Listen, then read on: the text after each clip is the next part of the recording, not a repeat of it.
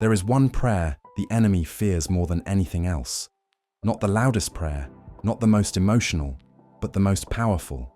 It's the prayer that shakes the gates of hell, silences every lie, and reminds the enemy that he's already defeated. This prayer doesn't need fancy words or passionate speeches.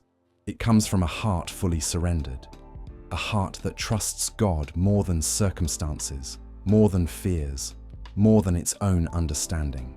This prayer was spoken by Jesus in his darkest moment, in the Garden of Gethsemane, when the weight of the cross was before him. It was a moment of agony, not weakness, a moment of obedience, not doubt. He prayed not for rescue, but for alignment, not for comfort, but for God's will to be done. Not my will, but yours be done. These words are more than a phrase. They're a declaration of trust. This is surrender. This is faith. This is a weapon. When you pray this, you die to your own control, and the enemy loses all power over you.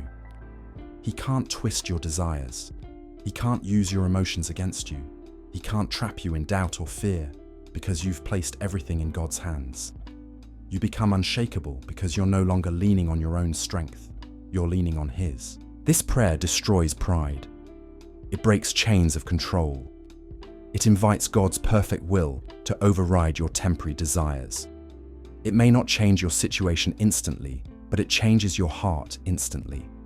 It shifts your perspective from what you think you need to what God already knows you need. It frees you from the pressure to figure everything out and gives space for God to move. When you pray this prayer, you're telling God, I trust you more than I trust myself. And that terrifies the enemy. Because when you surrender fully to God, the enemy loses every foothold.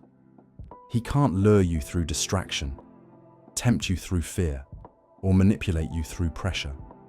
Your surrender becomes your strength, and your obedience becomes your victory. The next time you feel lost, overwhelmed, or unsure, when the weight feels too heavy or the road too uncertain, pray this prayer. Surrender the outcome.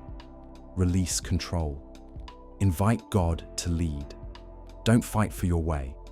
Make room for His. Father, not my will, but yours be done. This is the prayer the enemy fears because it declares the battle already won, not by your power, but by God's.